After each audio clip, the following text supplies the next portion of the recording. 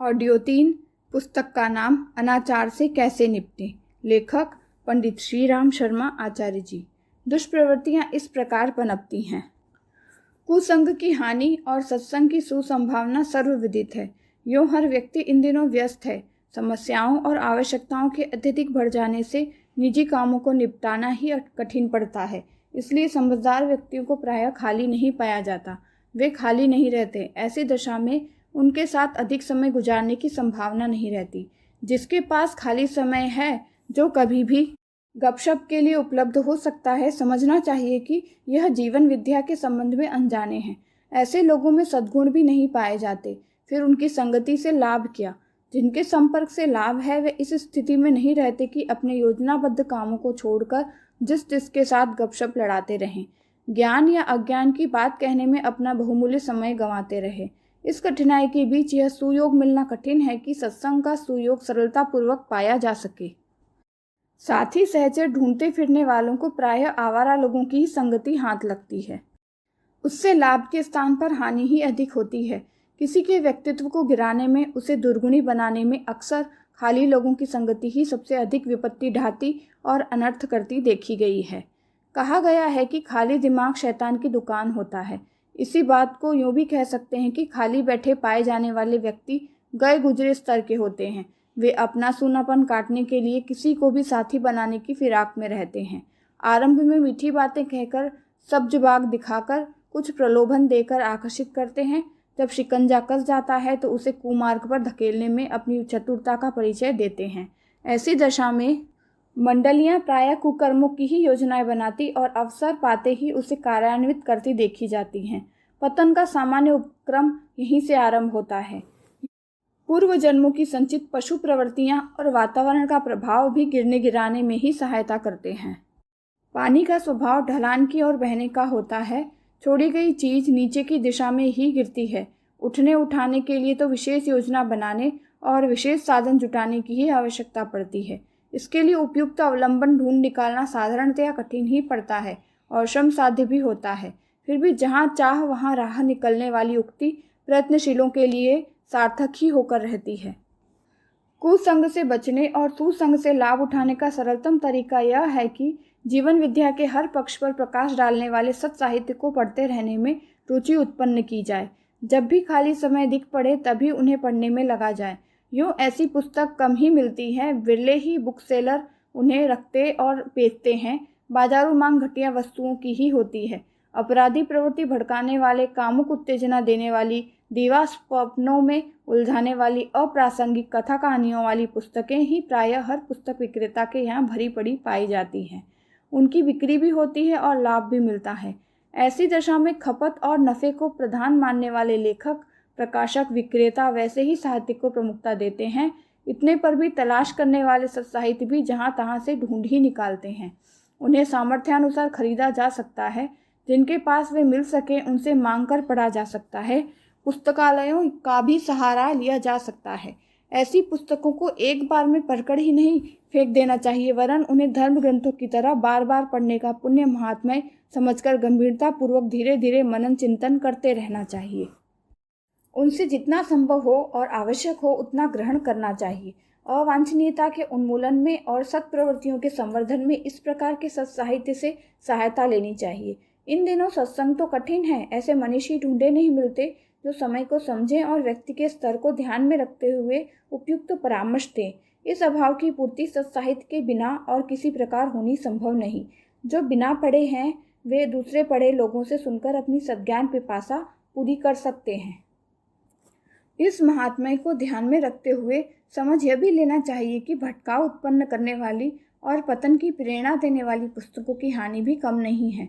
कुमार्गगामिता को प्रेरणा देने वाला साहित्य पढ़ने वाले की मानसिकता को पतन के गर्त में गिराकर रहता है।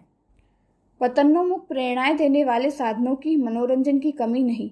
नाटक, सिनेमा, अभिनय, नृत्य आदि में उत्कर्ष के कम और अपकर्ष के तत्व अधिक रहते हैं।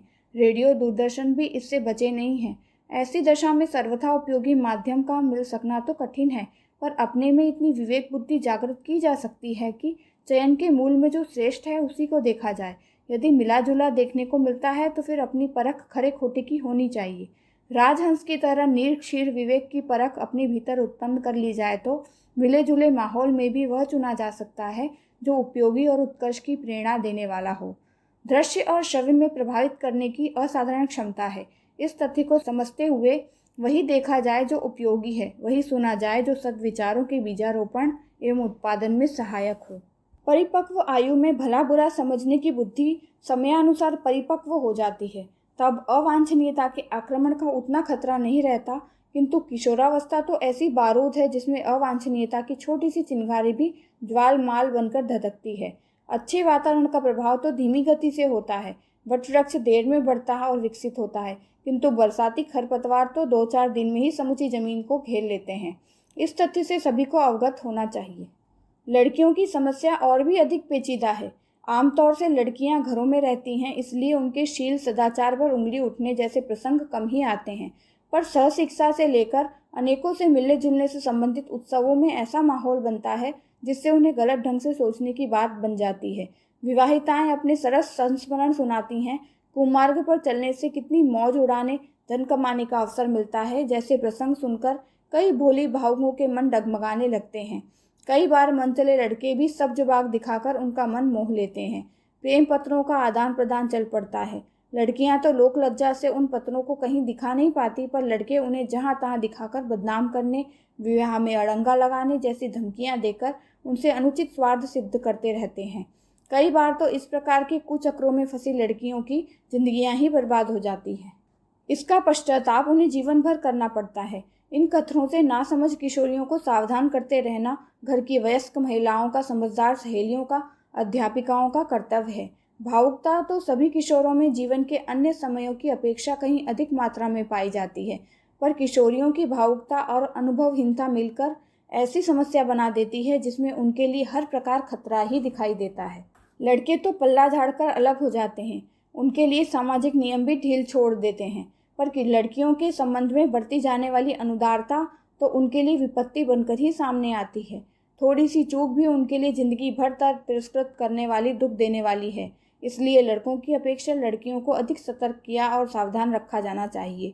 विशेषतया अवांछनीय लड़कों या लड़कियों के साथ अनावश्यक घनिष्ठता बढ़ने देने की बात को ध्यान में रखना चाहिए। नागरिक स्वतंत्रता की बात सिद्धांततः सब प्रकार मान्यता देने योग्य है, पर यह भी ध्यान में रखा जाना चाहिए कि इस संदर्भ में अतिवाद न बरता जाए, अनावश्यक घनिष्ठता की छूट न दी जाए, भले ही वो बहन भाई, सहेली आदि रिश्तों की आड़ ले रहे हों।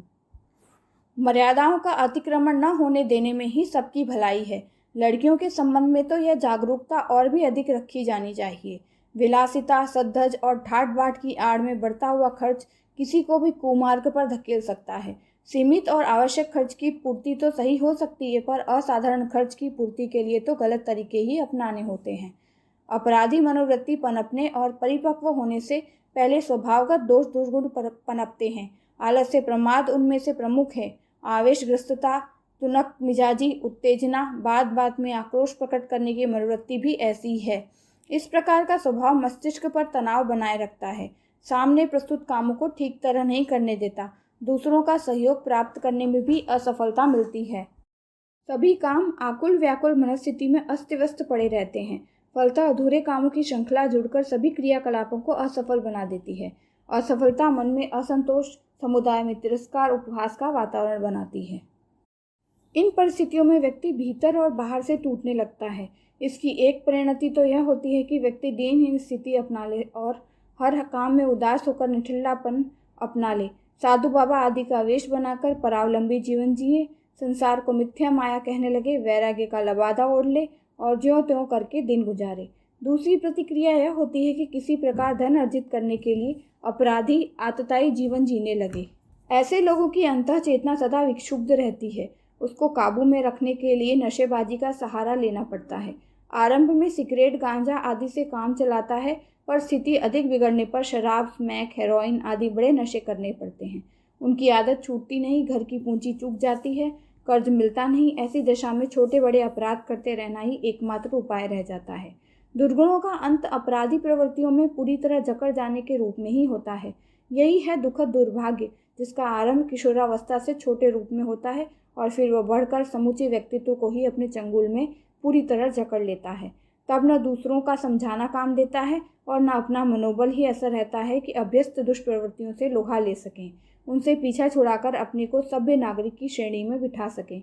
ऐसे लोगों का अंत किस प्रकार होता है, यह उन लोगों से पूछा जा सकता है जिनका ऐसे लोगों से वास्ता पड़ा है और उनका अंत देखा है।